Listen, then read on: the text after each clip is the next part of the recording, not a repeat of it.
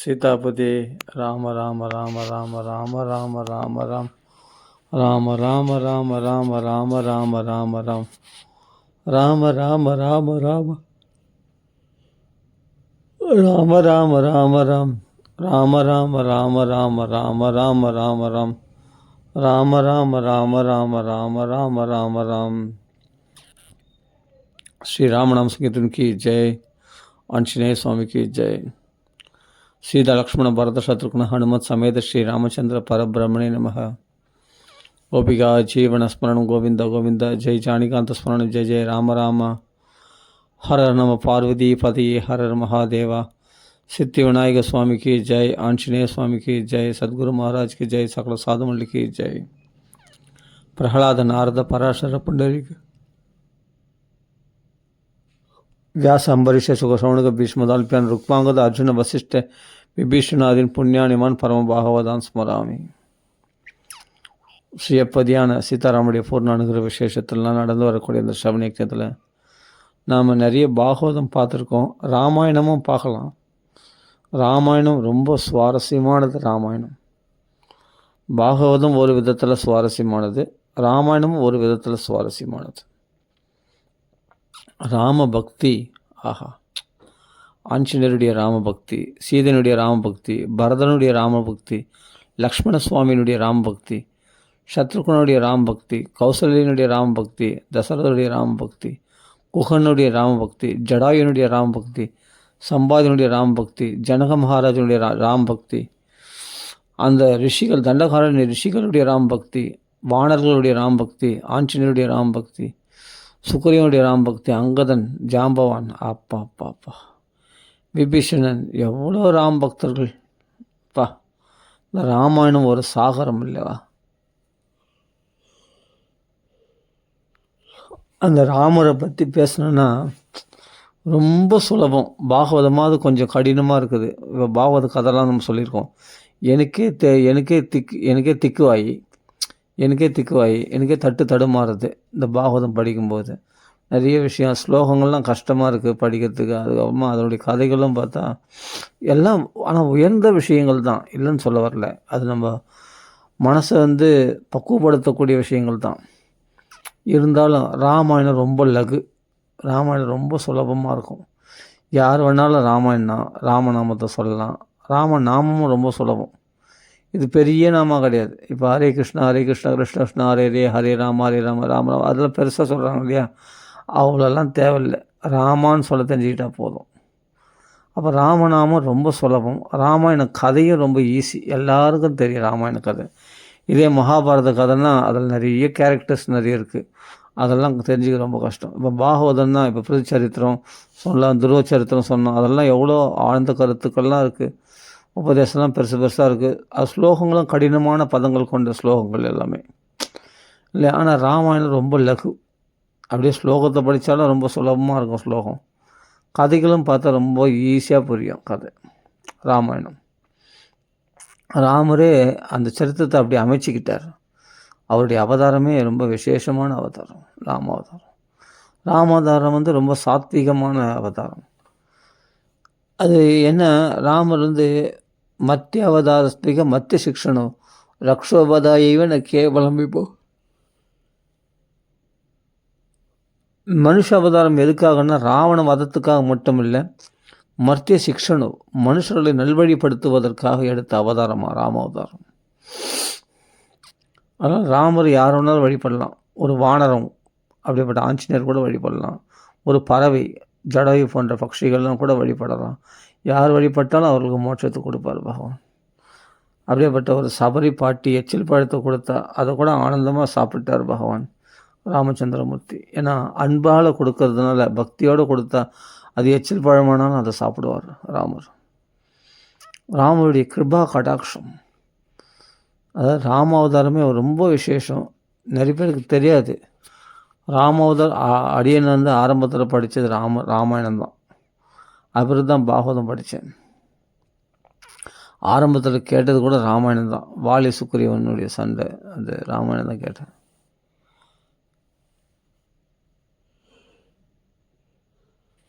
அந்த ராமாயணம் என்ன விசேஷம்னா, நல்லா புரிஞ்சுங்க. ராமர் வந்து காட்டில் வந்து மரமே நீ சீதையை பார்த்தியா, மட்டையே நீ சீதையை பார்த்தியா அப்படின்ட்டு மரங்கள்லாம் போய் கேட்குறாரு இல்லையா? அதான் ராவணன் சீதையை அபகரிச்சுட்டு போன பிறகு அவர் புலம்புறாரு பாருங்க, அப்படி புலம்புறார் ராமச்சந்திரமூர்த்தி. அது நம்ம ஏன் சீதைக்காக புலம்புறார் அப்படின்னு நம்ம நினச்சிப்போம். சீதை வந்து என்னென்னா மொத்த ஜீவாத்மாக்களுடைய ஒரு தொகுதி சீதாதேவி. அப்படின்னா சீதை வந்து மாயா மானுக்கு ஆசைப்பட்டதுனால அந்த மானை பிடித்து தர ராமர் போனார். போனபோது ராவணனால் அபகரிக்கப்பட்டான். நல்லா புரிஞ்சுன்னா ராவணன்றது என்னென்னா 10 தலைகள் சொல்கிறாங்க இல்லையா, நம்முடைய 10 இந்திரியங்கள். ராவணன்றது ரஜோகுணம். அதே சமயத்தில் தமோகுணம், தூக்கம், ஆலசியம், சோம்பேறித்தனம், இதெல்லாம் வந்து கும்பகர்ணனுடைய வடிவம். அது தமோகுணத்தை சார்ந்தது.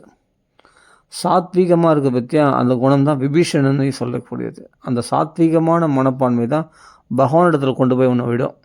அதான் விபீஷணன் வந்து ராமரை சரணாகதி அடையிறது.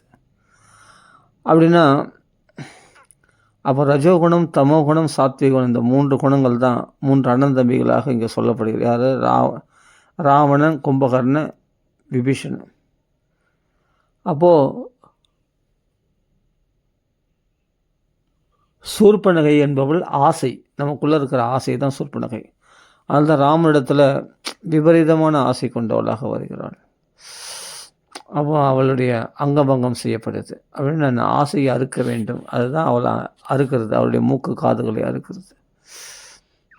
அப்போ மாயா மான், இந்த ஜீவனானவன் சீதையானவள் பக்கத்துலேயே ராமரை விடவா அந்த மான் அழகு, அவன் மாரிசன். அது மாதிரி இந்த மாயை, இதனுடைய இந்த மான் வந்து உண்மையான மானு கிடையாது. அந்த மான் மாரிசன்ற மான், அந்த மான் வந்து பொய்யான மான். அதற்குள்ளே இருக்கிறது ராட்சசன். எப்படி? அவன் நம்மளை ஏமாற்றக்கூடிய ராட்சசன். அவன் மான் வடிவத்தில் வந்திருக்கான். அதை புரிஞ்சிக்காமல் சீதையானவள் அந்த மானுக்கு ஆசைப்படுறான்.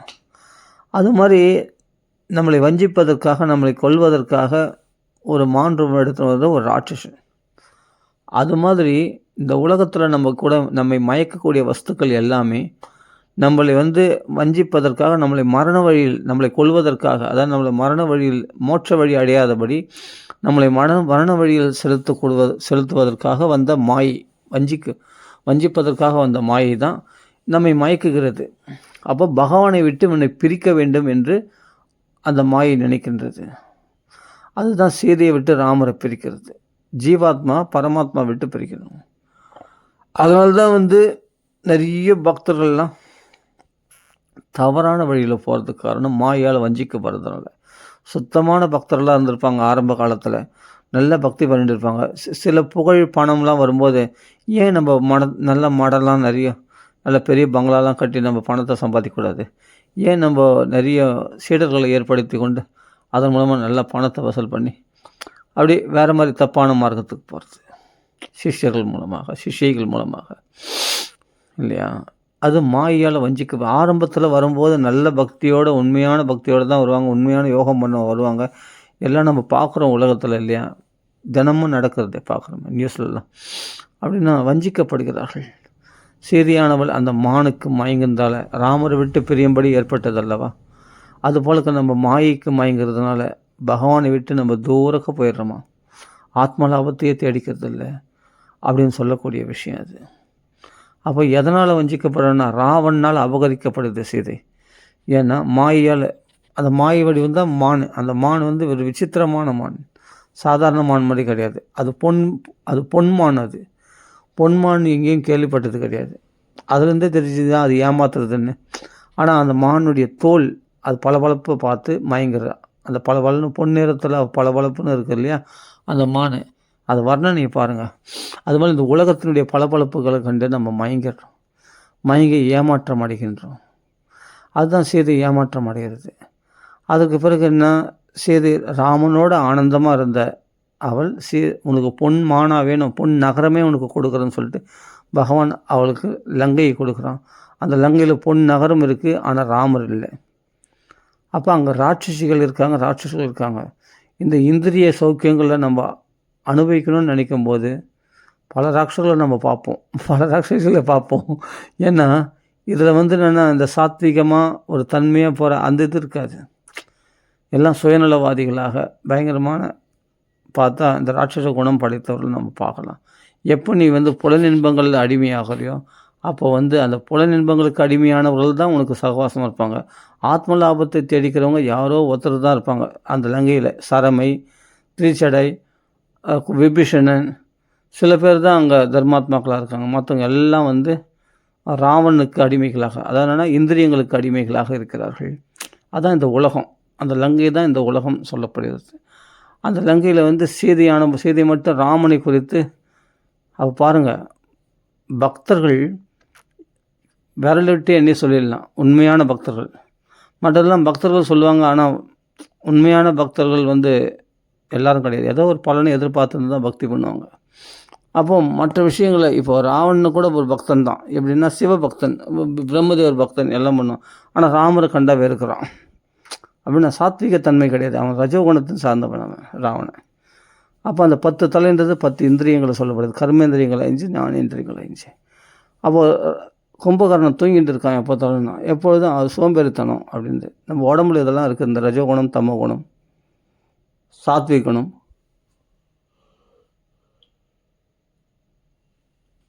ரஜோகுணம் மேலோங்கி இருக்கும்போது தமோ குணமும் சாத்விகுணமும் அடங்கியிருக்கும். சாத்விகுணம் மேலோங்கி இருக்கும்போது ரஜோகுணம் தமோ குணமும் அடங்கியிருக்கும். தமோ குணம் மேலோங்கி இருக்கும்போது சாத்விகுணமும் ரஜோகுணமும் அடங்கியிருக்கும். ஒரே டைமில் 3 குணமும் பிரகாசிக்காது. நல்ல சாத்விக தன்மையில் கிருஷ்ண கதைகளை பேசுகிறோம், ராமருடைய கதைகளை பேசுகிறோம், ஆனந்தமாக இருக்கும்.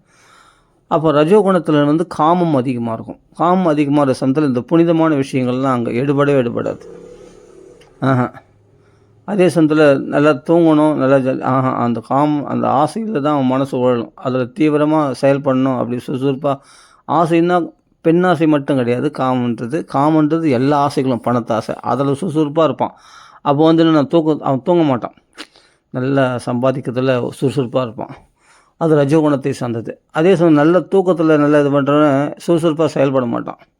அவன் சோம்பேறித்தனத்தை தான் நாளைக்கு பார்த்துக்கலாம், அப்புறம் பார்த்துக்கலாம் அப்படின்னு எல்லாத்தையுமே மந்த மதையா மந்த பாக்கியா அப்படி எல்லாத்துலேயும் மந்தமாக இருப்பான்.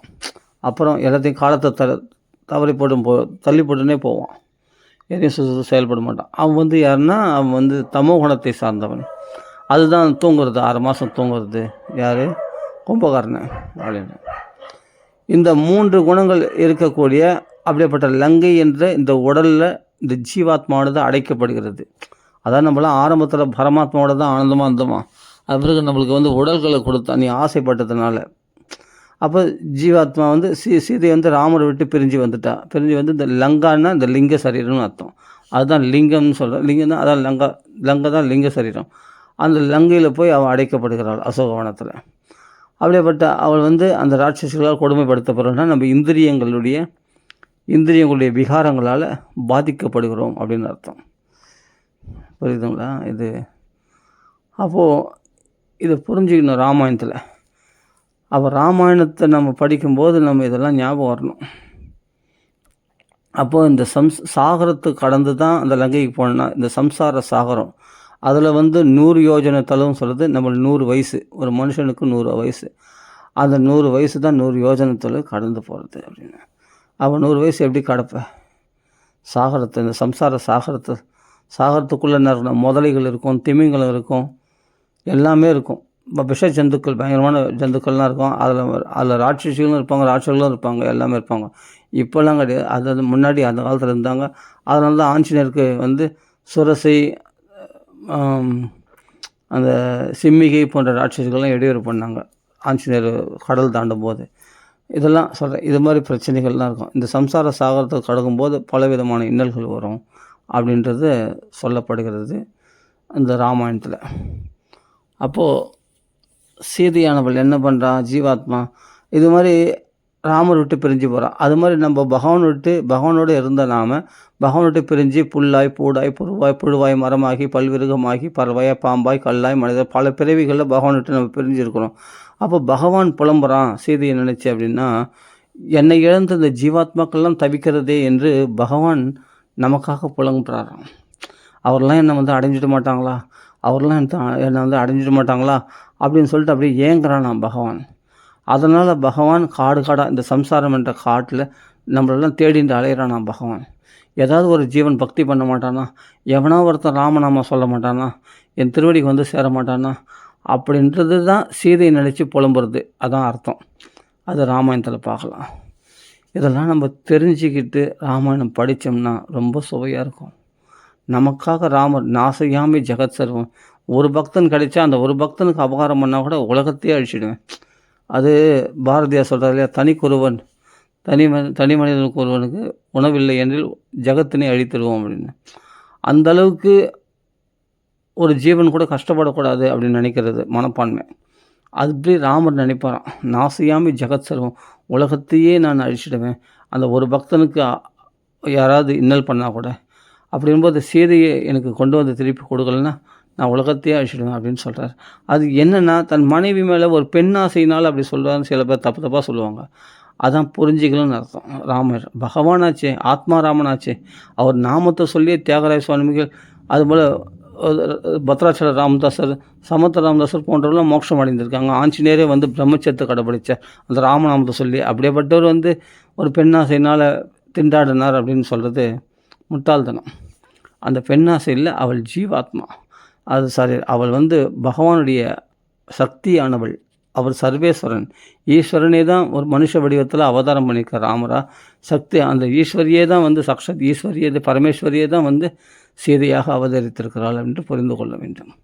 அப்படி புரிந்து கொண்டு அவருடைய ரகசியம் என்னென்னு நம்ம தெரிஞ்சுக்கணும். இந்த ராமாயணத்து மூலமாக தெரிஞ்சுக்கிற ரகசியம் இது தான்.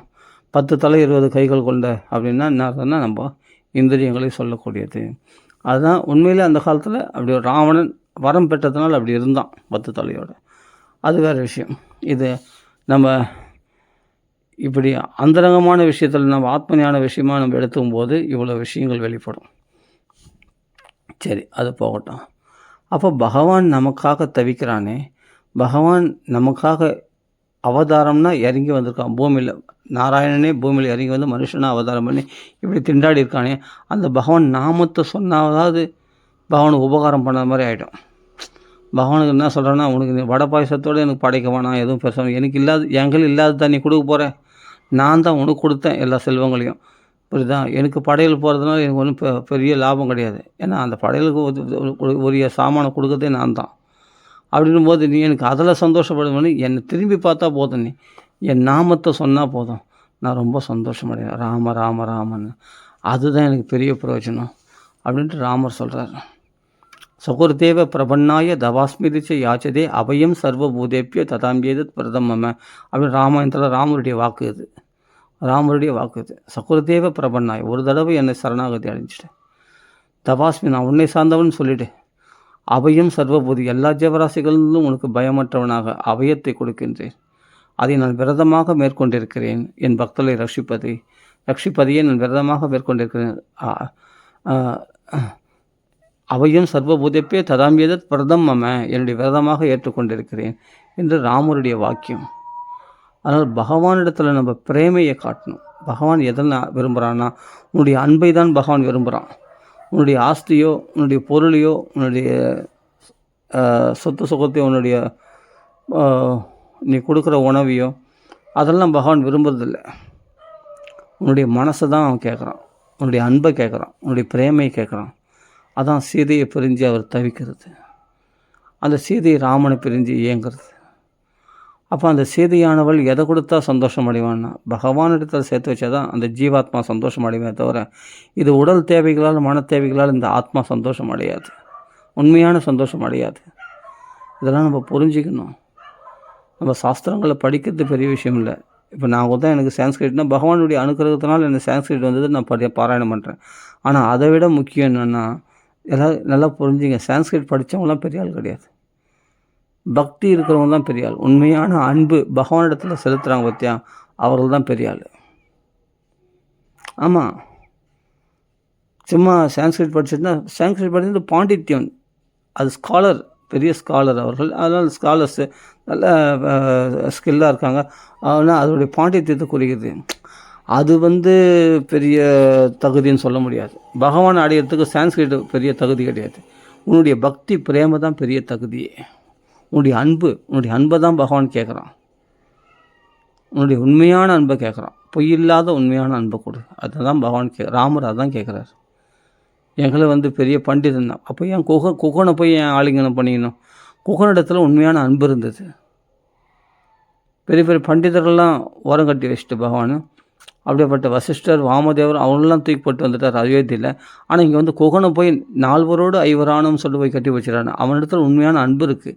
அந்த அன்புனால்தான் தான் அவர் கொடுத்த அந்த கங்கா ஜலத்தை பானம் பண்ணிவிட்டு அந்த நைட்டு அங்கே தங்குறார் சிங்கிபேரபுரத்தில். அப்போ சபரி வந்து ஒரு வேடு வச்சு அவள் வந்து மதங்க மகரிஷியுடைய ஆசிரமத்தில் சேவை செய்கிறா. அவள் வந்து பிராமணிச்சி கிடையாது. அவள் வேடு வச்சு அவள் என்ன பண்ண அந்த ஆசிரமத்துக்கு கோலம் போட்டு சாணி தெளித்து கோலம் போட்டு அவளுக்கு கைங்கரியம் மட்டும் நித்தியம் புஷ்பங்கள்லாம் பறித்து வந்து கொடுப்பா அந்த மகாத்மாக்களுக்கு. அந்த கைங்கரியம் போடும்போது கடைசியில் போகும்போது சொல்கிறார் அந்த மதங்க மகரிஷி, சபரி நீ இவ்வளோ நாளாக எனக்காக உழைச்ச, உனக்கு என்ன வேணும் சொன்னேன். எனக்கு என்ன வேணும் குருநாதா, உங்களுடைய சேவையே எனக்கு போதுமானது. இல்லை சரி உனக்கு எதாவது நான் பண்ணிட்டு போனோம், நீ என்ன பண்ணுற, இந்த ராமான்னு சொல்லு அப்படின்னா. ராமா இதை சொல்லிகிட்டே இரு, இந்த ராமநாமத்துக்குரிய பரம்பொருள் உன்னை தேடி வரும் அப்படின்னு சொல்கிறார். அப்படி சொல்லிட்டு வரேன். அவர் வந்தபோது நல்லா பூஜை பண்ணு, அவளுக்கு பழங்கள்லாம் பறிச்சு வந்து கொடு, அவளுக்கு நல்லா அவளை பூஜை பண்ணு, நீ உத்தம கதி அடைவாய் என்று சொல்லிட்டு அவர் பாட்டுக்கு வயசாகி போச்சு. அதனால் மதங்க மகரிஷி வைகுண்டத்துக்கு போயிட்டார். போன உடனே அப்போ இவர் ராமர் வருவார்னு சொல்லியிருக்காரு குருநாதர். வருவார் எதிர்பார்த்து பாட்டு ராமநாமம் சொல்லிட்டு இருக்கா. யார்? சபரி பாட்டி. பகவானுக்காக ஒவ்வொரு நாளும் பழங்களை பறிச்சு வச்சு காத்துன்னு போகலாம். இன்றைக்கி வந்துடுவார் எதிர்பார்த்துன்னு அவள் அந்த கலைக்காமல் அந்த குருநாதர் வாக்கியத்தில் திட நம்பிக்கையோடு அவர் ராமநாமம் சொல்லியிருந்தால் ஒரு நாள் ராமர் வந்துட்டாரே.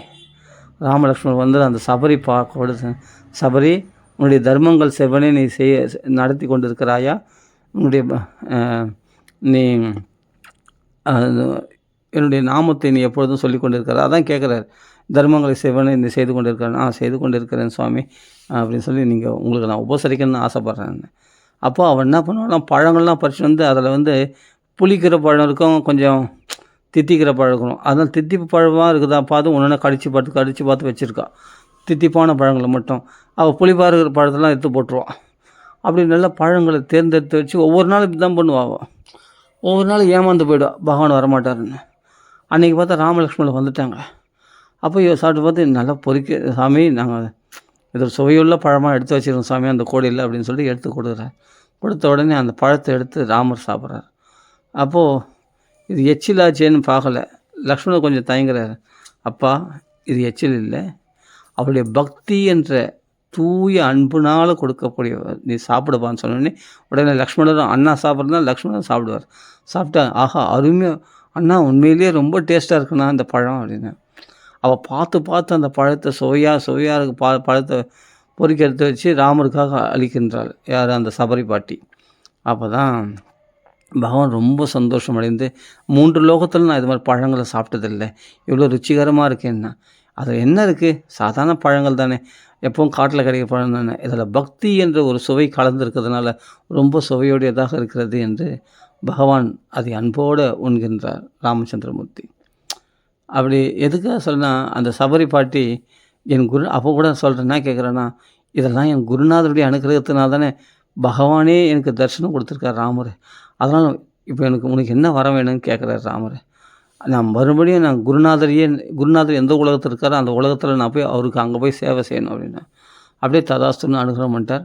உடனே அக்னியில் இந்த தேகத்தை விட்டால் அவள் திவ்ய ரூபத்தோட, இளமையான ரூபத்தோடு அவள் வைகுண்டத்தை அடைகிறாள். மதங்க மகரிஷி இருக்கிற இடத்துக்கு போகிறாள். குருநாத் சேவை செய்ய போகிறாள் அந்த சபரி பாட்டி. இதெல்லாம் நல்ல சான்ஸ்கிரிட் பாண்டித்யம் வேண்டாம், எளிமையான தமிழில் நம்ம பாகவதம் ராமாயணம் சொன்னாலே சுவையாக இருக்கும். அதனால் இப்படி ராமாயணத்தை பார்த்தா ரொம்ப லகுவாக இருக்கும். பாகவதத்தில் சொல்கிறவங்க சொன்னால் ரொம்ப லகுவாக சொல்லுவாங்க, ரொம்ப ரசித்து சொல்லுவாங்க. நமக்கு அப்படி வரல, எனக்கு அந்த தகுதி இல்லை, எனக்கு அந்த பக்குவம் இல்லை, அதான் சொல்ல முடியும். நம்ம கொஞ்சம் திக்குவாய், அதனால் திக்கு தடமாரி தான் நம்ம சொல்லியிருக்கேன். சரி ஓகே. அதனால் இப்போது ராமாயணம் எவ்வளோ லகுவாக இருக்குது, அதே சமயத்தில் பாகவதத்துலேயும் கிருஷ்ணாவதார லீலைகள்லாம் அனுபவித்தோம்னா ரொம்ப சுவாரஸ்யமாக இருக்கும். எதையுமே குறைச்சி பேசக்கூடாது, எல்லாமே வசத்தி தான். அது நம்மளுக்கு எது ரசிக்குதோ அதை நம்ம அந்த பக்தியில் நாம் சிறந்து விளங்கணும். அது பகவான் எல்லாமே நாராயணன் தான். கிருஷ்ணரும் யார்? நாராயணன் தான். ராமரும் யார்? ஒரே பேர்கள் தான் வேறு தவிர. இப்போ நீலுன்றோம் தெலுங்கில், தண்ணீர்ன்றோம் தமிழில், இங்கிலீஷில் வாட்டர்னு சொல்கிறோம், பானின்றோம் இது ஹிந்தியில். எல்லாம் பேர் தான் வேறு, விஷயம் ஒன்று தானே, தண்ணீர் தானே, ஒரே ஜலம் தானே. சம்ஸ்கிருதத்தில் ஜலம்னு சொல்கிறோம். எல்லாம் ஒன்று தானே, தண்ணீர் ஜலம் எல்லாம் ஒன்று தானே, பொருள் ஒன்று தானே, பேர்கள் தானே வேறு. அது மாதிரி பரம்பொருள் ஒன்று தானே, பேர்கள் தானே வேறு. ராம கிருஷ்ணன் நாராயணம் பல விதமாக நம்ம சொல்லிக்கிறோம், விஷயம் ஒன்று தான். ஆனால் அந்த கதை அவருடைய பெருமைகளை பற்றி பேசுறதுனால அந்த சமயத்திலலாம் உலக விஷயங்களை நம்ம தவிர்க்கிறோம் அப்படின்னு புரிஞ்சுக்கணும். உலக விஷயங்கள்லேருந்து விலகி இருக்கிற எப்படின்னா பகவானுடைய கதைகளை பேசும்போது உலக விஷயங்கள்லேருந்து அப்போல்லாம் விலகி இருக்கீங்க. உலக விஷயங்கள் மனசை குப்பை ஆகிடும், ஆனால் பகவத் விஷயங்கள் மனசை சுத்தமாகிடும். அப்போது இந்த ராமரை பற்றி பேசுறதுனாலையும், லக்ஷ்மணரை பற்றி பேசுறதுனாலையும், கிருஷ்ணரை பற்றி பேசுறதுனாலையும் உன்னுடைய மனசானது ரொம்ப சுத்தமாக ஆகின்றது என்று புரிந்து கொள்ள வேண்டும். ஆஞ்சநேய சுவாமி பார்த்து பேசணும்னா அந்த சுந்தரகாண்டத்தை பாராயணம் பண்ணும்போது எவ்வளோ சுவாரஸ்யமாக இருக்கும் தெரியுமா? அருமையாக அந்த ஆஞ்சநேயுடைய வீரத்திர பராக்கிரமங்கள், அப்பா, ஜெய் வீர ஆஞ்சநேயா, ஜெய ஸ்ரீராம், அவருடைய பிரம்மச்சரியம், ஆஹா, அவருடைய பக்தி, அவருடைய ஓயாத உழைப்பு, அந்த ராம் பக்தி, அடேங்கப்பா, அதை பற்றி பேச பேச பேச மனசுக்கு ரம்யமாக இருக்கும். அது என்னவோ தெரியல, அது ஒரு போதை. இந்த ராம பக்தி கிருஷ்ண பக்தின்றது ராமாயணம் பாகவதம் ஒரு போதை மாதிரி. இதில் மனசு உழண்டுச்சுன்னா வெளி விஷயம் தெரியக்கூடாது, தெரிஞ்சாலே ஆபத்து, மனசை நிம்மதி இழக்க செய்திடும். பகவத் விஷயத்தில் நிம்மதியை உடனே அடுத்த க்ஷணத்தில் நிம்மதியை உண்டாக்கிடும். ராமர் கதை யாருக்கு பிடிக்காது? உத்தம புருஷன் அல்லவா? அவர் சொல்கிற தர்மங்கள்லாம் கேட்டுகிட்டே இருக்கலாம். இது ஒரு கவசம் மாதிரி நமக்கு. இந்த பகவத் கதை ஒரு கவசம் மாதிரி. கலிபுருஷன், கலிதோஷமாகிய சண்டை சச்சரவுகள், கலினாவே சண்டை சச்சரவுகள் அப்படின்னு அர்த்தம். மனசில் சண்டை சச்சரவுகள், கலகத்தை பற்றி, தேவையில்லாத கல்மஷங்களை பற்றி, அவன் கெட்டவன் இவன் கெட்டவன் அப்படிப்பட்ட மதங்களை பற்றி ஒரு விரோத மனப்பான்மை, துவேஷம், பொறாமை, காழ்ப்புணர்ச்சி, இதெல்லாம் கலியினுடைய தோஷம் சொல்லப்படுகிறது. அந்த தோஷங்கள்லாம் நீக்கப்படுகிறது பாகவத கதையில் வரும்போது. எதுவும் இல்லை பாருங்கள், இந்த கிருஷ்ண கதையை கேட்கும்போது அவங்க ஆனந்தம் மட்டும்தான் இருக்குது.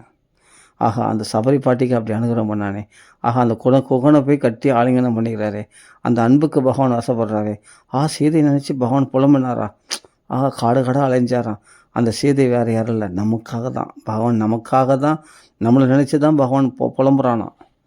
நீ வாப்பா, என்னை சேர்ந்துடுவியா, என் குள்ள சேர்ந்துடுவியா, என் இடத்துல பக்தி பண்ணு, நான் இடத்துல உண்மையான அன்பு காட்டுறேன், நீ என் இடத்துல உண்மையான அன்பு காட்டு அப்படின்னு பகவான் நம்மளெல்லாம் தேடிந்து தான் பகவான் அலையிறானா. பகவான் அவன் ஒரு பழத்தை கூட சீதையை நினச்சி புலம்பி கீழே வச்சிடறான், சாப்பிட்றது இல்லையா அப்படின்னு. நமக்காக பகவான் அன்னாகாரம் இல்லாமல் நம்ம வரவுக்காக காத்துன்னு இருக்கானா பகவான். நாமெல்லாம் பக்தி பண்ணுவோமா, நாமெல்லாம் அவன் நாமத்தை, ராமநாமத்தை சொல்லுவோமா, நம்ம ராம கதையை பேசுவோமா அப்படின்ட்டு பகவான் எதிர்பார்க்குறாராம். பகவானுக்கு உன்னை ரொம்ப பிடிக்கும். நீ தப்பு செய்தால் கூட உன்னை மன்னிக்கிறேன்.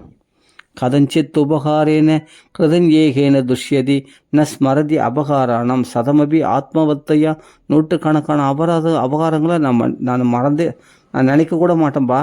நீ ஒரே ஒரு உபகாரம் ராமான்னு சொல்லு, கதஞ்சித்து உபகாரம் கிருதன் ஏகேன ஒரே ஒரு உபகாரம் ராமான்னு சொல்லிட்டு துஷ்யதி, நான் சந்தோஷம் அடைஞ்சிடுவேன். இது ராமருடைய வாக்கு.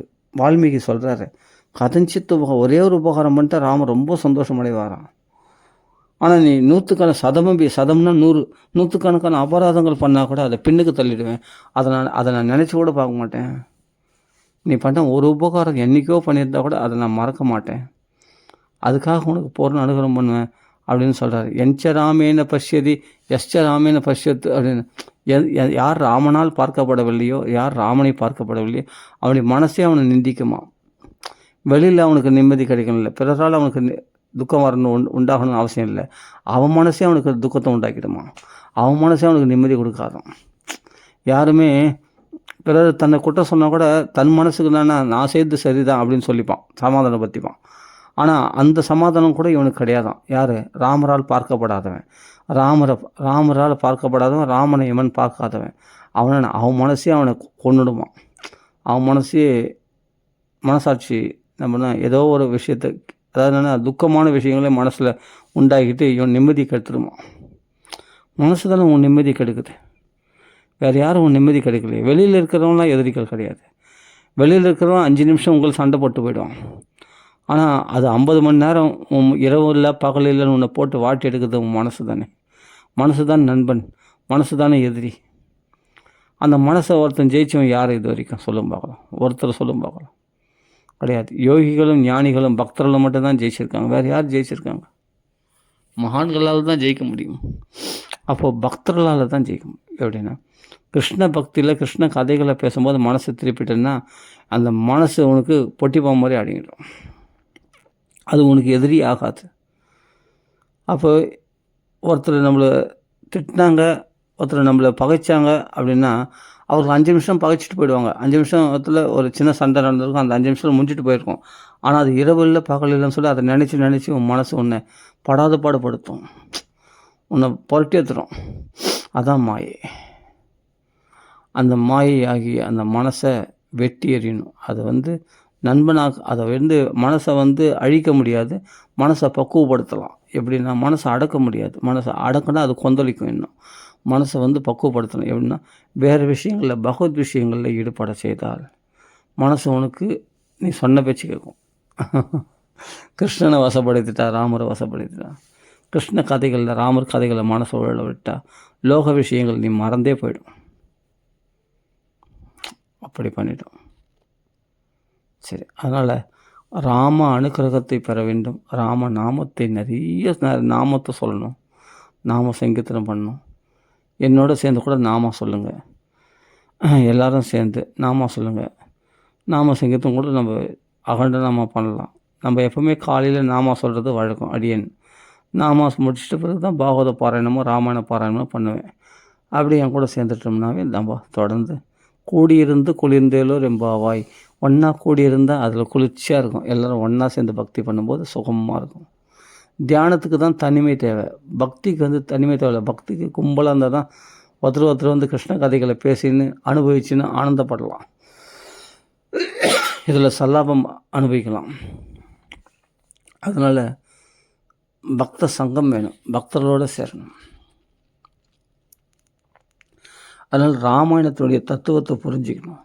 சீதையானவள் மொத்த ஜீவாத்மாவுடைய ஒரு தொகுதி. அவள் தான் சக்தி, பகவானுடைய அந்தரங்க சக்தியானவள். அவள் தான் துக்கப்பட்டு இருக்கிறாள். அது மாதிரி நம்ம ஜீவாத்மாவானது பகவானை பிரிஞ்சு துக்கப்பட்டு கொண்டு இருக்கிறது. ஆனால் இதுக்காக என்ன பண்ணுறான் ராவணன், பணம் கொடுக்குறேன், அது கொடுக்குறேன், ஒரு ருச்சிகரமான உணவு கொடுக்குறேன், அறுசுவை உணவு கொடுக்குறேன் எல்லாம் சொன்னேன். அதெல்லாம் அவள் திருப்தி அடைய மாட்டேன்னு சொல்கிறான். அது எனக்கு வேண்டான்றான். மந்தோதரிக்கு மேலே ஒன்று வச்சுக்கிறேன் அப்படின்றான். அதெல்லாம் அவள் திருப்தி அடைய மாட்டான். அது மாதிரி கடைசியில் என்ன, ராமர் கிடைச்சாதான் அவளுக்கு திருப்தி. அவளுக்கு அப்படிப்பட்ட பதிவிரதை அவள். அது மாதிரி இந்த ஆத்மாவானது பரமாத்மாவோட சேர்த்து வச்சா தான் திருப்தி. இந்த உடல் தேவைகளால் மன தேவைகள்லாம் இன்றைக்கி நேற்று நம்ம உடல் தேவைகளை மன தேவைகளை பூர்த்தி பண்ணியிருக்கோம், இந்திரியங்களை சந்தோஷப்படுத்தின்னு இருக்கோம். ஜென்மமாக கோடிக்கணக்கான ஜென்மங்களை திருப்தி பார்த்துருக்கோம். இன்றைக்கி வரையும் திருப்தி அடைஞ்ச பாடு கிடையாது. ஆமாம், மேலும் மேலும் பிறவிகள் எடுத்துனே இருக்குமே, இன்னும் பல உடல்களை எடுத்துக்கொண்டு இருக்கிறோமே, இதுக்கு ரெஸ்ட்டே இல்லையே. அப்போ இது என்றைக்கு ஓயும் அப்படின்னா, பகவானை சந்தோஷப்படுத்தாமல் உண்மையான சந்தோஷத்தை உன்னால் அனுபவிக்க முடியாது. அப்போ பகவானை சந்தோஷப்படுத்தக்கூடிய விஷயங்கள் என்னென்னா நாம சங்கீர்த்தனம், கதாசிரவணம், பகவானுடைய கதைகளை பற்றி பேசுறதுனால. கதை ரொம்ப பவர்ஃபுல், தியானத்தை விட பவர்ஃபுல். தியானம் கூட நீ கண்ண முடின்னு உட்காந்தனா 1/2 மணி நேரம் உன் மனசு கொந்தளிச்சுக்க தான் செய்யும். அப்போ 1/2 மணி நேரத்துக்கு போதும் கொஞ்சம் கொஞ்சமாக மனசு ஒடுங்கும், பிராணன் ஒடுங்க மனசு ஒடுங்கும். அப்படி இருக்கும்போது ஆசன பயிற்சி வேண்டும். அதுக்கு பிராணாயாம பயிற்சி வேண்டும், ஆசன பயிற்சி வேண்டும். அதுக்கு நல்ல ஒரு குரு வேணும். அவர் தான் தீட்சை, குண்டலி தீட்சை வழியாக நம்மளை மனசை பக்குவப்படுத்த முடியும். அதுக்குள்ள ரொம்ப சிரமம், உடம்பு ஹீட் ஆகிடும் பயங்கரமாக. அதெல்லாம் ரொம்ப கஷ்டம். ஆனால் பாகவத கதை கேட்கறது ரொம்ப ஈஸி. ஏன்னா அப்படி தியானம் சித்திக்கணும்னா பிரம்மச்சரியத்தை கடைப்பிடிக்கணும். மனசு, வாக்கு, காயம் முக்கரணங்களால் பிரம்மச்சரியத்தை கடைப்பிடிக்கணும். சத்தியத்தை கடைப்பிடிக்கணும். மனசு, வாக்கு, காயம் முக்கரணங்களால். இதெல்லாம் ரொம்ப கஷ்டம். அதே சமயத்தில் பிரத்யாகாரத்தை கடைப்பிடிக்கணும். ஆசன ஜெயம் நிமிர்ந்து உட்கார தெரிஞ்சுக்கணும். முதுகெலும்பு ஸ்ட்ராங்காக இருக்கணும். அதை நிமிர்ந்து உட்காந்து தெரியணும். மூச்சு பயிற்சி பண்ணணும். அசையாமல் இருக்கணும். மூக்கு நுனியை பார்க்கணும். அதே சமயத்தில் வெளியில் மனசு அலைபாயக்கூடாது. ஒருமுகப்படணும். இதெல்லாம் அஷ்டாங்க யோக பயிற்சின்றது இன்றைக்கி கிளாஸு பணம் கொடுத்தா நம்ம காயகல்ப பயிற்சி, அந்த பயிற்சி இந்த பயிற்சிலாம் சொல்கிறாங்க இல்லையா, அகத்தாழ்வு பயிற்சி அதெல்லாம் கொடுக்குறாங்களாம், ஹடயோக பயிற்சி இதெல்லாம் கொடுக்குறேன்னு சொல்கிறாங்க. அதெல்லாம் செயற்கையான, அதெல்லாம் போலி. உண்மையான சாஸ்திரங்களை சொல்லக்கூடிய தியானம் கிடையாது அதெல்லாம். அதில் மனசு ஒருமுகப்படாது. ஏன்னா தியான கிளாஸ் நடத்துகிறவங்களே பணத்துக்கு ஆசைப்பட்றாங்க, நிறைய ஃபீஸ் வாங்குறாங்க. அப்படின்னு அவங்களுக்கே பணத்தை ஆசை விடலன்னு தானே அர்த்தம். எவ்வளோ அந்த தியான கிளாஸ் நடத்துகிறவங்கள எவ்வளோ ஃபீஸ் வாங்குறாங்க, லட்சக்கணக்கில் வாங்குறாங்க. நம்ம தான் கேள்விப்படுறோமே. அப்போ அவங்களெலாம் பார்த்தா இதெல்லாம் ஒரு எக்ஸசைஸ் மாதிரி ஆகிப்போச்சு. அதுக்கெல்லாம் ஒரு ஜிம்னாஸ்டிக்ஸ் மாதிரி ஆகிப்போச்சு. ஜிம்னாஸ்டிக்ஸ் மாதிரி ஒரு எக்ஸசைஸ்லாம் பண்ணுறாங்களே தவிர உண்மையான மனம் அடங்கலையே அவங்களுக்கு.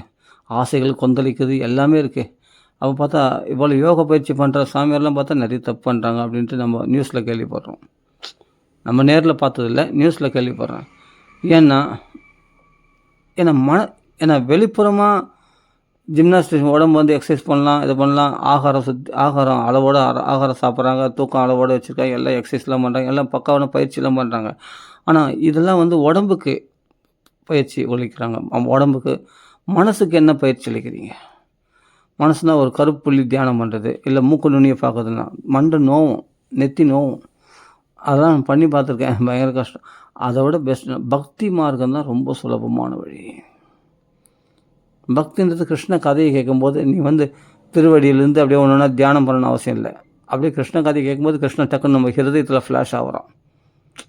ஹிருதயத்தில் பகவான் நவநீத கிருஷ்ணனா வாயெல்லாம் வெண்ணெய் தடன கிருஷ்ணன் நம்மளுக்கு உடனே ஹிருதயத்தில் தெரிகிறான். ஆச்சரியமாக இருக்குது. அதே சமயத்தில் பார்த்தா கோவர்த்தன உத்தாரணம் பார்த்தா அப்படியே மலையை தூக்கணும் கிருஷ்ணன் நம்ம ஹிருதயத்தில் தெரிகிறான். உரலில் கட்டுப்பட்ட அந்த பகவான் அப்படியே ஹிருதயத்தில் தெரிகிறான். கோதண்டபாணி நினச்சினா உடனே ஹிருதயத்தில் ராமர் தெரிகிறார். அப்படியே அந்த கதைகளை கேட்கும்போது மனசில் எத்தனை தடவை கிருஷ்ணன் வந்துட்டு போகிறார், ராமர் வந்துட்டு போகிறார். அப்போ அந்த தியானம் கதையில் சீக்கிரமாக சித்திக்கிற மாதிரி உனக்கு ஒருமுகப்பட்ட மனசோடு நான் பகவான் திருவடியிலேருந்து தியானம் பண்ணுறேன் அப்படின்னா மனசு சதுரடைஞ்சுன்னே இருக்கும். நீ அதை ஒருமுகப்படுத்துறதுக்குள்ளே போதும்னு ஆகிடும். மனசு ஒருமுகப்படாத உண்மையிலே உனக்கு எரிச்சல் உண்டாயிடும். எவ்வளோ நேரம் மனசை கண்ட்ரோல் பண்ண முடியும்? மனசை நம்ம இஷ்டப்படி வரதா? காற்றை அடக்க சஞ்சலம் ஹி மனகிருஷ்ணா அப்படின்றார் அர்ஜுனன். காற்றை அடக்குவதை விட மனசு அடக்கிறது ரொம்ப ரொம்ப கஷ்டம். காற்றை கூட காற்றையே அடக்க முடியாது. அப்படிப்பட்ட காற்று அடக்கிறத விட மனசு அடக்கிறது ரொம்ப கஷ்டம். அப்போ நம்ம ஏன் அவ்வளோ சிரமங்கள் படணும்? தியான யோகம் இன்றைக்கி இருக்கிறது நிறைய போலியான தியானங்கள் தான் நிறைய இருக்குது. எங்கே போனாலும் உண்மையான தியானம் இன்றைக்கி ரொம்ப கஷ்டம் கண்டுபிடிக்குது. பதஞ்சலி யோக சூத்திரத்தில் பதஞ்சலி யோக சூத்திரம்னு ஒரு ரிஷி எழுதியிருக்காரு. அதில் சொல்கிறது தான் உண்மையான தியானம். அந்த பதஞ்சலி யோக சூத்திரத்தில் சொன்னபடி தியானத்தை இப்போ நம்ம எங்கேயும் பார்க்க முடியல. எல்லாம் பணம் வாங்குறாங்க, ஃபீஸ் வாங்குறாங்க. உனக்கு அந்த பயிற்சி இந்த பயிற்சி, வா உட்காரு, உனக்கு நான் தீட்சை கொடுக்குறேன், உனக்கு தியானம் பண்ணுறேன், அதெல்லாம் சொல்லி கொடுக்குறேன் அப்படின்னு நான் அதெல்லாம் போயிட்டு வந்திருக்கேன். ரொம்ப கஷ்டப்பட்டேன். எங்கேயுமே மனசு ஒருமுகப்படலை. இவங்க சொல்கிறதெல்லாம் பார்த்தா ஃபீஸ்லாம் கட்டேன், ஒன்றுமே கிடையாது. அந்த கிளாஸ்லாம் போய் அது மேலே மனசு பாருங்கள், அப்படியே ஓம் தியானம் பண்ணுங்கள் அப்படின்வாங்க, எல்லாம் சொல்லுவாங்க. மனசு ஒருமுகப்பட்ட மாதிரி இருக்கும். மறுபடியும் மனசில் ஒரு சாந்தி கிடைக்கும். அந்த 10 நிமிஷம் அப்புறமா அதனால் 10 நிமிஷத்தில் உனக்கு சாந்தி கிடைக்கும். 10 நிமிஷத்தில் உனக்கு மனசுலாம் ஒருமுகப்பட்டுறாது. இதுதான் நம்மளுக்கு எந்திரமாக இது. அப்போ அதெல்லாம் மந்திரங்களை சொல்லி மனசு ஒருமுகப்படுற மாதிரி இருக்கும். அவன் பார்த்தா மறுபடியும் உலக விஷயங்களை தான் போய் விழுவாங்க. அதில் நினச்சி நின்னவங்க ஒருத்தர் கூட கிடையாது. ஏன்னா அது ரொம்ப சாஃப்டான ஒரு இடத்துக்கு போகிற விஷயம். அந்த மனசு ஆழ்நிலை தியானன்றது மனசு ஒரு சாஃப்டான போகிற இடம். அதில் என்னென்னா ஒரு சின்ன ஒரு அதிர்ச்சி கூட உன்னால் தாங்க முடியாது. அந்த சாஃப்ட்னஸில் உள்ளே போயிட்டுன்னா அப்படின்னும் போது என்னென்னா மறுபடியும் உனக்கு கோவம் உண்டாகும். யாருன்னா உனக்கு அதிர்ச்சி உண்டு பண்ணால், அதிர்ச்சியான சப்தங்களை கொடுத்தா உனக்கு கோவம் உண்டாகும். மறுபடியும் என்னென்னா பௌதிகத்தில் இறங்கிட்ட பிறகு என்னென்னா அப்போ காமக்ரோதங்கள் பாதிக்கப்பட்டு அப்போ தியானம் வசதி தான். ஆனால் உண்மையான தியானம் இன்றைக்கி இல்லைன்னு சொல்ல வரேன். பதஞ்சலி யோகத்தில் அந்த சாஃப்ட்னஸ் மைண்டுக்கு கொண்டு போயிடும். ஆழ்நிலை தியானத்துக்கு போகும்போது, அந்த சூன்யத்துக்கு போயிடும்போது, அந்த சூன்யத்துக்கு மேலே நம்ம தியானம் பண்ணும்போது, அது வேறு நிலைக்கு கொண்டு போவோம். நான் இல்லைன்னு சொல்லல. குண்டலினி தீட்சையே அந்த குண்டலினி வந்து தன்னாலேயே எழும்பணும். இந்த தலைகீழ இருக்கக்கூடிய குண்டலினி அப்படி மேல்முகமாக இந்த இடைகளை பிங்களை வழியாக முதுகுத்தண்டில் அது மேலே எழும்பணும். இல்லைன்னு சொல்ல வரல. அது மூலாதாரம், சுவாதிஷ்டானம், மணிபுரகம், அநாகதம், விசுத்தி அப்படின்னு 7 நிலையில் ஏற்றணும். ஏன்னா அப்போ சகசிராரம் 1000 தலைகள் கொண்ட பாம்புன்னு சொல்கிறோம் இல்லையா, அதுதான் சகசிராரம். இந்த உச்சி மண்டையில் அந்த குண்டலினி தீட்சை வழியாக நம்ம ஏற்றணும். அது ஓகே. ஆனால் அது சாத்தியமா இந்த கலியுகத்தில்னு கேட்டால், மகரிஷிகள்லாம் சொல்கிறாங்க, வியாசர் போன்ற மகரிஷிகள்லாம் இது யாரோ ஒருத்தருக்கு தான் சாத்தியமே தவிர எல்லாரும் இதை கடைப்பிடிக்க முடியவே முடியாது. அதுவும் சம்சாரிகள் இல்லறவாசிகளுக்கு இது அதிகாரமே கிடையாது. இதில் கடைப்பிடிக்கவும் முடியாது. என்ன தான் நீ பிரணவத்தை ஜெபிச்சாலும், என்ன தான் நீ குருகளை போனாலும் கொஞ்ச நாள் நிலைப்ப, அதுக்கப்புறம் உன்னால் முடியாது. அது மாயை வந்து கலிபுருஷன் ஈஸியாக கெடுத்துருவான். அவங்கள ஈஸியாக காமக்குறதுங்களை விழ வச்சுருவான். அப்புறம் மறுபடியும் பணத்தாசை அந்தாசை மறுபடியும் உழணும். அப்போ அதில் ஸ்திரமாக இல்லாமல் காலம்தான் விரயமாக போச்சு. இவ்வளோ நாள் கஷ்டப்படுறதெல்லாம் அந்த தபஸெல்லாம் இழந்துடுவேன் நீ வேஸ்ட்டாக. இவ்வளோ நாள் பண்ண தபஸெல்லாம் வேஸ்ட் ஆகிடும். ஆனால் பக்தியில் அப்படி கிடையாது. ஸ்வல்பம் அப்பியசிய தர்மசிய திராயதே மகோதோபயாத். பக்தியில் வந்துன்னா கொஞ்சம் நீ அப்பியாசம் பண்ணால் கூட உனக்கு பெரிய விடுதலையை கொடுத்துரும். ஆனால் அந்த கிருஷ்ண பக்தி ஒன்று விட்டு போகாது. கிருஷ்ண கதைகள் ஒன்று விட்டு போகாது. ஒரு தடவை கதை கேட்டால் அது மனசில் அப்படியே பதிஞ்சிடும். அப்புறம் நீ மற்றவங்களும் எடுத்து அந்த கதையை சொல்லுவேன். கிருஷ்ணன் ஹிருதயத்தில் வந்துட்டான். அப்போ பகவானை நீ அருவமாக வழிபடுறதை காட்டிலும் உருவமாக வழிபடும். பகவான் உருவமாக தான் இருக்கான். அப்போ அருவமாக வழிபடுறது தான் தியானத்தில் உருவ மத்தியில் தியானம் பண்ணுறது.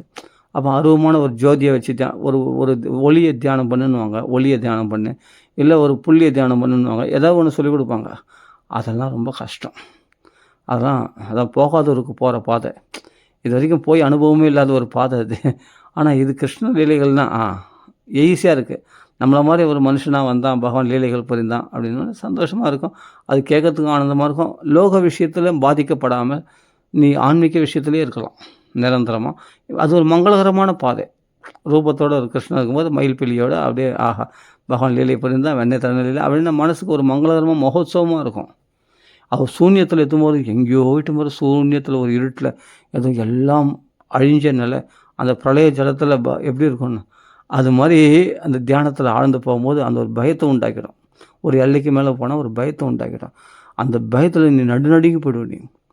அப்போது உன்னால் வந்து அந்த தியானம் உடம்பு கட்ட மாதிரி ஆகிடும். ஆனால் மனசில் சரியான பயம் ஏற்படும். அந்த நிலையை கடக்கிறது ரொம்ப கஷ்டம். தமசோ பார் அப்படி. தமசுனா அந்த இருட்டு நிலையை கடந்து அப்புறமா ஒரு பயத்தில் தான் அது வெளியே வரத்துக்குள்ளே நீ போதும்னு ஆகிடும். அது வந்து இது ஆழ்நிலை தியானம் பண்ணவங்களுக்கு சொல்கிறேன். இது ரொம்ப நாள் தியான பயிற்சி பண்ணவங்களுக்கு கடைசியில் இந்த நிலை ஏற்படும். அந்த ஒரு பயம் ஏற்படும் ஒரு இடத்துல அந்த இருட்டில் போனால். அப்போது வந்து இவனால் உடம்பு எழுந்துக்கணும், கண்ணை திறக்கணும்னா கூட திறக்க முடியாது. ஏன்னா உன்னை அங்கே கொண்டு போயிடும். அது உன் மனநிலையானது அங்கே கொண்டு போயிடும். அந்த துரியாதை நிலைக்கு கொண்டு போயிடும். அங்கே கொண்டு போயிட்டுன்னா அது ஒரு ஆழ்ந்த நிலை தியானம். அதில் வந்து நீ நினச்சது உன்னால் தேக பிரக்திக்கு வரணுன்னா கூட வர முடியாது. உன் உடம்பு கட்ட மாதிரி ஆகிடும். அது வந்து அது தியானம் சித்திச்சவங்களுக்கு அது கடைசி ஸ்டேஜ். நான் சொல்ல சமாதி நிலை கைகூடியவங்களுக்கு அது ஓகே. நான் சொல்கிறது அந்த நிலையெல்லாம் யாரும் இது வரைக்கும் வந்ததில்லை, யாரும் போனதில்லை. அதுக்கு நடுவுலேயே கீழே விழுந்துடுறாங்க. சமாதி நிலை கைகூடி கூட கீழே வந்திருக்காங்க. அதனால் அப்படியே அந்த நிலைக்கு போனாலும் அங்கேயும் பயம் இருக்குதுன்னு சொல்ல வரேன். அதுக்காக சொல்ல அது சூன்யத்தை தியானம் பண்ணும்போது அப்படி போயிடும். அப்போது நம்ம இது மங்களகரமான பாதை, ராஜபாட்டை, இது பக்தி வளர்க்கும். இதில் கிருஷ்ண பக்தி, ராம் பக்தி பண்ணும்போது அவனுடைய கதைகளை பேசும்போது நாம் லோக விஷயத்துலேருந்து விலகி இருக்கிறோம். சுலபமாக லோக விஷயத்தை எந்த குடும்ப பட்டுதல் உன்னால் விட முடியலையோ அந்த குடும்பத்தையும் நீ மறந்துடுவேன் கிருஷ்ண பக்தி லயிச்சு போது. அப்புறமா நான் குடும்பத்தோடு அப்புறமா நீ வந்து குடும்பத்தை அப்புறம் நினச்சா தான் ஞாபகம் வரும். அதே சமயத்தில் பெரிய பெரிய பிரச்சனைகளால் நீ பாதிக்கப்பட மாட்டேன். அந்தளவுக்கு பக்குவத்தை கொடுத்துரும் இந்த பக்தி மார்க்கமானது. இது ஒரு மங்களகரமான பாதை. சிவபந்தா, சிவன்னா மங்களம்னு அர்த்தம், பந்தானா பாதைன்னு அர்த்தம். சிவபந்தா மங்களகரமான பாதை அது அப்படின்னு பாகவதம் சொல்லியிருக்கு. அப்போ இதெல்லாம் வந்து நம்மளுக்கு அனுபவபூர்வமாக ப்ராக்டிக்கலாக இருக்குது பாருங்கள். எல்லாமே பிரத்யக்ஷமே தரிசிதம். இன்றைக்கி நீங்கள் ராமரை நினச்சா மனசு சந்தோஷமாக இருக்குது, கிருஷ்ணன் நினச்சா சந்தோஷமாக இருக்குது. இதே சூன்யத்தை நினச்சா சந்தோஷமாக இருக்கா?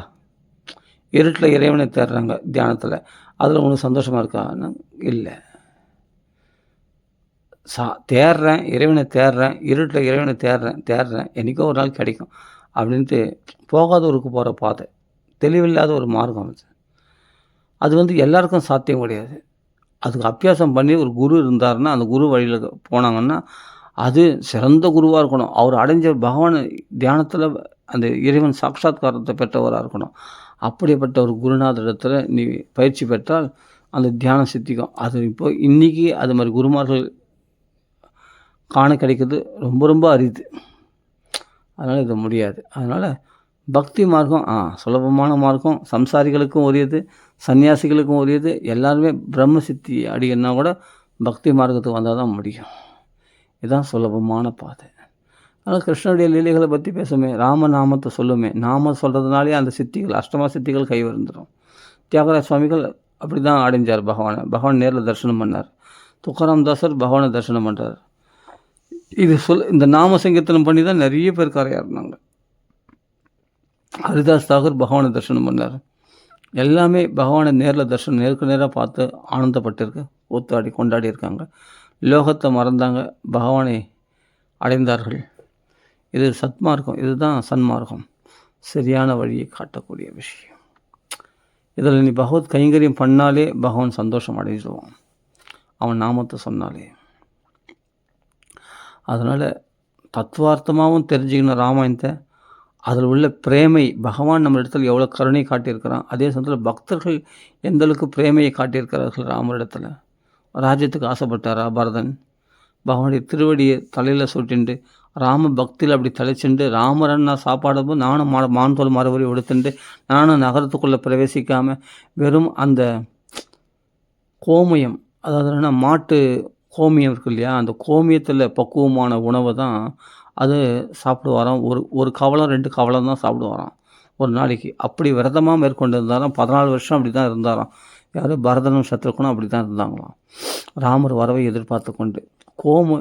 கோமூத்திரம்னா பசுனுடைய மூத்திரம், அதில் பக்குவமான அந்த உணவை தான் சாப்பிடுவாராம். அந்த உணவு அதுவும் 2 கவலம், ஒரு கவலம் 2 கவலம் தான் சாப்பிடுவாராம். அப்படி சாப்பிட்டு உயிர் வச்சுட்டு இருந்தார் பரதேஸ்வரர், பரதனும் சத்ருகனும்.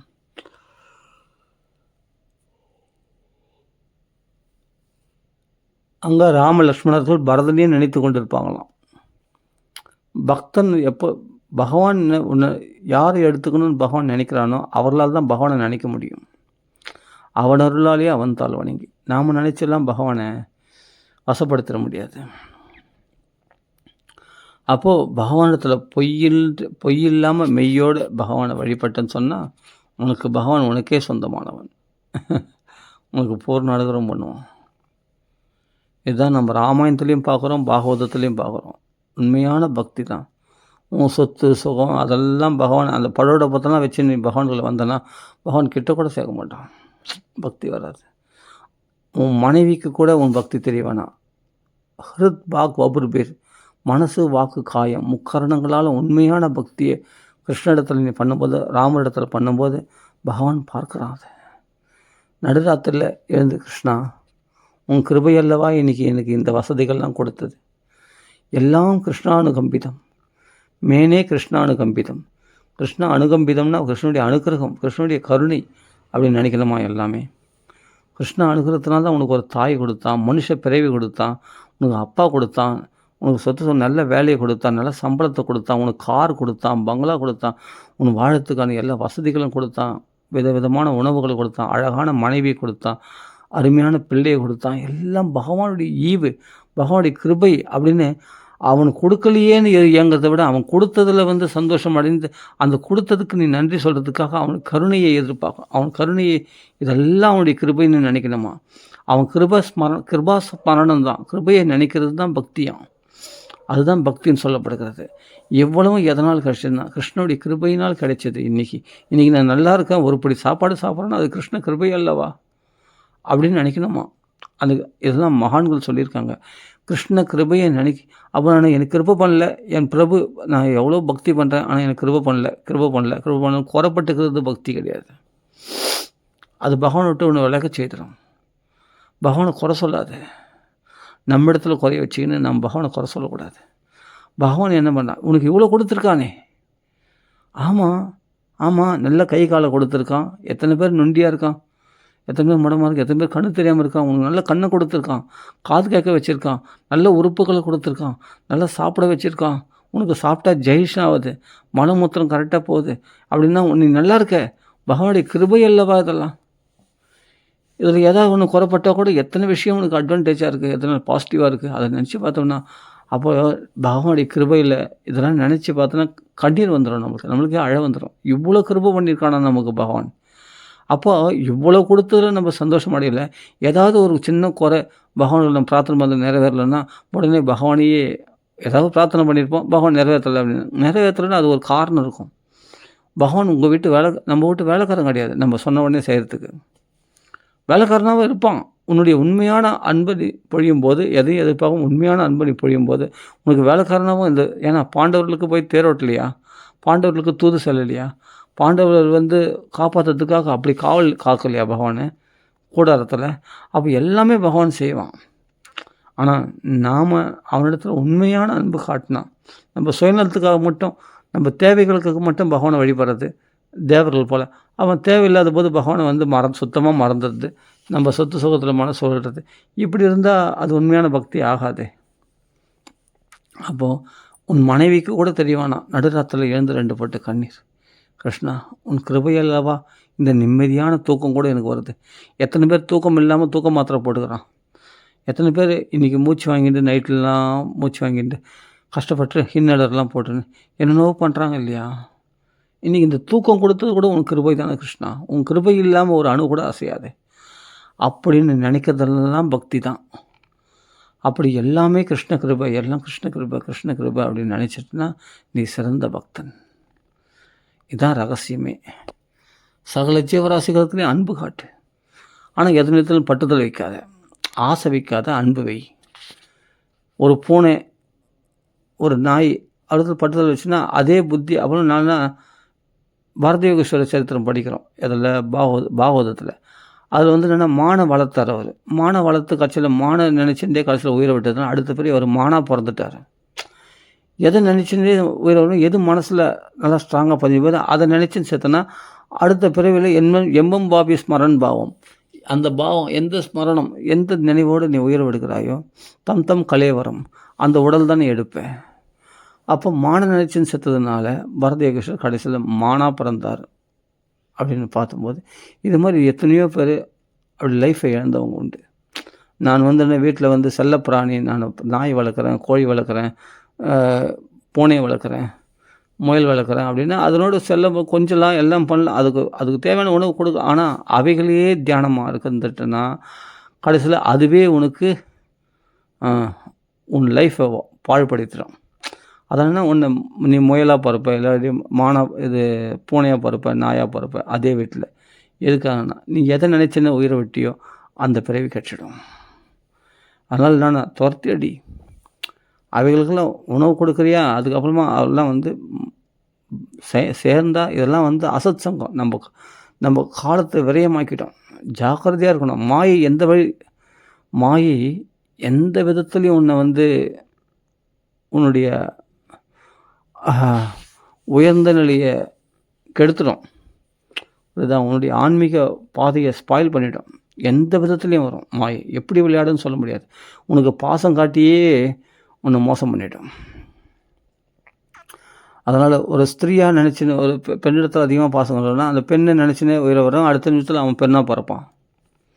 ஆமாம், நீ எதை நினச்சின்னு உயிரை வரையோ அந்த உடல் அவனுக்கு கிடைக்கும். அப்போ நம்ம ஜாக்கிரதையாக இருக்கணும் இல்லையா? யோசிச்சு பாருங்கள். அப்போ சேர்ந்தால் சாதுக்களோடு சேரணும், சத் சங்கத்தில் சேரணும், பகவத் கதைகளை பேசணும், பகவானை தியானம் பண்ணணும். அதுதான் கிருஷ்ண தியானம் பண்ணணும், ராமர் தியானம் பண்ணணும்.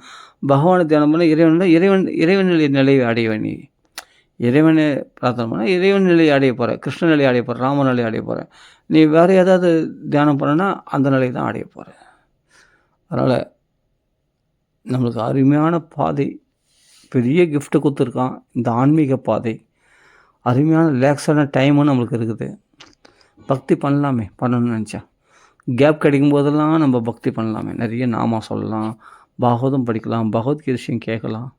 எப்போ கிருஷ்ண ஸ்மரணத்துலேயே கிருஷ்ணனே தியானம் பண்ணி நினச்சிட்டு இருக்கலாம். கிருஷ்ணா கிருஷ்ணா கிருஷ்ணா, இல்லை ராமா ராமா ராம ராமரை தியானம் பண்ணிருக்கலாம். எல்லாம் ஒன்று தான். பகவான் நாமா சொல்லலாம். நாமத்தை விட சிறந்த சக்தி படைத்தது வேறு எதுவும் கிடையாது. நாமா தான் உன்னை சீக்கிரமாக ப்யூரிஃபை பண்ணும். அது அஜாமல வாக்கியானத்தில் பார்க்குறோம். அகல்யை சாபமோஷனம் ராமநாமம் சொன்னாலாம் அவளுடைய பாவங்கள்லாம் நீக்கப்பட்டு ராமரையே தரிசனம் பண்ண முடிஞ்சு அவளால். அப்போது அவள் சாபத்திலிருந்து விடுதலை அடைந்தாகணும். கல்லாக இருந்த பெண் கூட, கல்லான பெண் கூட உன்னாலே பெண்ணாக எழுந்தாளே மண்மேலே, வைதேகி ராமா ரகுகுலநாதா அப்படின்னு ஒரு பாட்டு இருக்கு இல்லையா? அப்படியேப்பட்ட கல்லான பெண் கூட அகல்யை பகவானுடைய பாதத்தொழி பட்ட உடனே எழுந்துட்டா இல்லையா? ஏன்னா ராமநாமம் சொல்லிட்டு இருந்தாலாம் அவளுக்குள்ள. அது மாதிரி ஆத்மா ராமநாமத்தை ஸ்மரணம் பண்ணிட்டு இருந்தான். அதனால்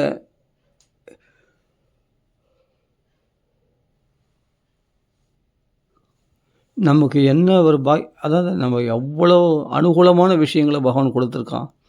நம்மளுக்கு உறவினர்களை கொடுத்துருக்கான், அனுகூலமாக சில பேர் பேசுறதுக்கு ஃப்ரெண்ட்ஷிப் கொடுத்துருக்கான். நல்லா பாருங்கள், பாகவதம் கொடுத்துருக்கான், ராமாயணம் கொடுத்துருக்கான். இவ்வளோ கருணைக்கு நீ பதிலுக்கு என்ன செய்ய போகிற? ஒன்றும் செய்வான். அவன் நாமத்தை சொல்லு போதும். ராமா கிருஷ்ணா கோவிந்தன் அவன் நாமத்தை சொல்லு. அவன் பாகவதத்தை கேளு. அவன் கொடுத்த கருணைக்கு இவ்வளோ வசதிகளை கொடுத்துருக்கான் நமக்கு. இதெல்லாம் இல்லாமல் எவ்வளோ பேர் இருக்காங்க தெரியுமா? உனக்கும் கீழே உள்ளவர் கோடி நினைத்து பார்த்து நிம்மதி நாடு ஒரு பாட்டு இருக்கு இல்லையா? உனக்கு கீழே எவ்வளோ பேர் இருக்காங்க தெரியுமா? கோடிக்கணக்கான பேர் இருக்காங்க.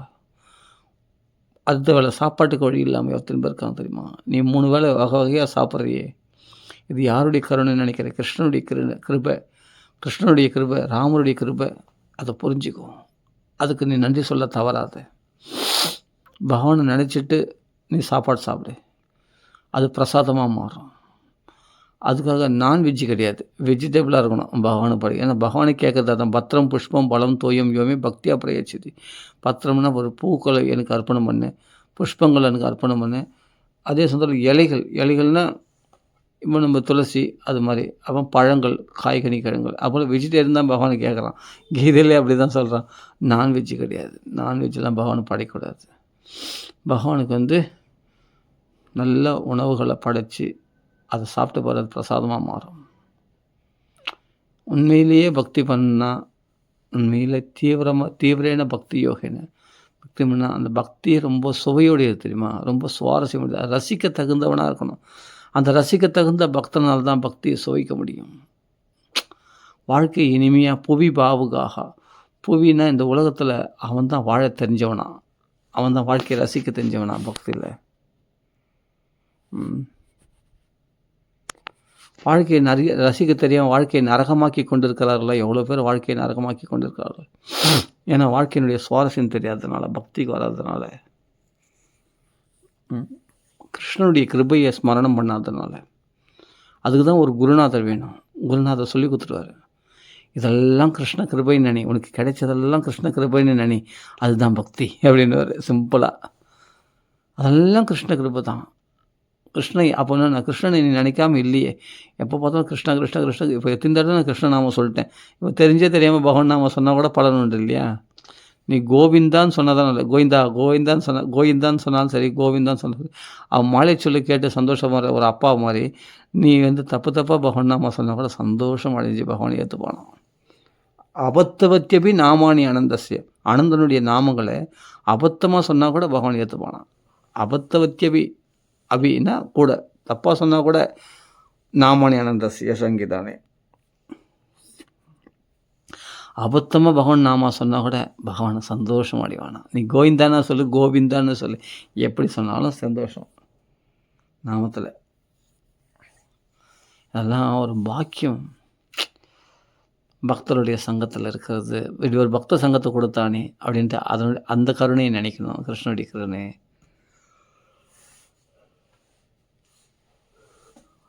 கிருஷ்ணா, வாசுதேவா, நாராயணா, ராமா அப்படின்ட்டு 2 போட்டு கண்ணீர், அதுதான் தூங்கிடு. யாருக்கும் உன் பக்திக்கு டாம் வேணாம். உன் பக்திக்கு விளம்பரம் தேவையில்லை. நான் பக்தம் பண்ணுறேன், நான் பெருசாக நீ நெத்தியில் நாமம் போடணும், அது பண்ணணும், அதெல்லாம் கூட வேண்டாம், அவசியம் கிடையாது. அந்தரங்க பக்திக்கு தான் பகவான் சீக்கிரமாக பலன் கொடுப்பான். வெளியரங்கமான பக்தியை விட அந்தரங்க பக்திக்கு தான் பகவான் சீக்கிரமாக இறங்கி வருவான். உன்னுடைய பக்திக்கு டாம் டாம் தேவையில்ல. அந்த மனைவிக்கு கூட தெரிய வேணாம் உன் பக்தி. நடுராத்திரில எழுந்து 2 பட்டு கண்ணீர், கிருஷ்ணா உன் கிருபை அல்லவா அப்படி நினச்சி எல்லாத்தையும் உன் கிருபையாக நினச்சி அப்படி பகவானுடைய கிருபையாக நினச்சி 2 பட்டு கண்ணீர் விட்டேன்னா அது போதும். பகவான் சந்தோஷம் அடைஞ்சிடுவான். அப்போது இதுக்கெல்லாம் நான் பணம் மன்யே தன அபிஜன ரூப சுத ஓஜ சகோபலம், அதாவது உடல் பலமோ இந்திரிய பலமோ இந்திரிய பலமோ மனோபலமோ இதெல்லாம் தகுதி கிடையாது பகவான் அடையத்துக்கு. அதே சொல்ல ஆள்கட்டு பலமோ பண பலமோ இதெல்லாம் பகவான் அடையத்துக்கு உதவாது. அப்படின்னா பக்தியா துதோஷ பகவான் கஜயூத பாய அந்த கஜேந்திரன் ஆதி மூலமேன்னு கூப்பிட்ட அந்த யானைக்காக பகவான் ஓடி வந்தானே, அதுதான் பக்திக்காக தான் பகவான் சந்தோஷம் அடையதால் உன் அழகு, உன் பணம், பொருள், பதவி இதுக்கெல்லாம் இந்த ஆடம்பரத்துக்கு பகவான் வசப்படவே மாட்டான்.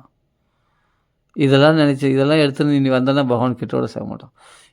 இதில் ஒரு கர்வம் உண்டாயிடும். நான் என்ன மாதிரி அழகு யார், என்ன மாதிரி படிப்பாளி, என்ன மாதிரி பணக்காரன் யார், அவன்லாம் சிச்சே ஏழைப்பட்டவன், அவன் கிட்ட சேர்க்கக்கூடாது அப்படின்னு எவ்வளோ பேர் ஒதுக்குறாங்க. அது மாதிரிலாம் அதெல்லாம் ஒரு கர்வத்தை உண்டாக்கிடும். பணத்திமிரு, படிப்பு திமிரு இதெல்லாம் கர்வத்தை உண்டாக்கிடும். கிருஷ்ணனை கிட்ட சேர்க்கக்கூடாது.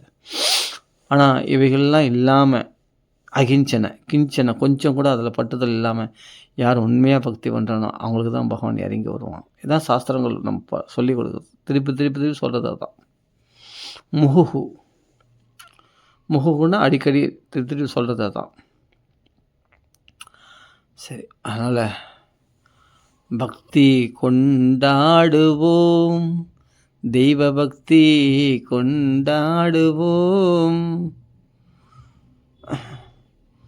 நாடி வருவதெது பாவ புண்ணியமுள்ளது, நாம் அறையில் அணியும் கோவணமும் வராது, நன்குணர்ந்து கொண்டு சிந்தையும் தெளிந்து கும்பிடுங்கள் என்றும் நவநிலை நாட்டும் அருளமுதூட்டும் என்றும் பக்தி கொண்டாடுவோம். நாடி வருவது பாவ புண்ணியம் அல்ல. பாவ புண்ணியம் தான் நம்மளை போகிற வழிக்கு உணவாக வரப்போகுது. அந்த பாவ புண்ணியம் மூட்டை தான் உனது வாழ்க்கையை தீர்மானிக்கும், உனக்கு அடுத்த பிறவியை தீர்மானிக்கும். நாம் அறையில் அணியும் கோபனும் கூட நம்ம கூட வராதான், எதுவுமே வராதான். நாடி வருவது இந்த பாவ புண்ணியம் அல்லது நாம் அறையில் அணியும் கோபனும் வராது, நன்குணர்ந்து கொண்டு சிந்தையும் தெளிந்து புத்தி தெளிஞ்சுக்கிடாப்பா, இப்போது உஷாராயிடு, சும்மா ஒன்றும் அஜ்ஞானம் என்ற தூக்கத்தில் இருக்காத, எழுந்துடு. உன்னித்திர மூடையது, உன்னித்திரை இந்த நித்திரையிலேருந்து எழுந்துக்கோ. போதும், நீ காலம் போகிற இந்த மாயில் தூங்கு போதும்பா.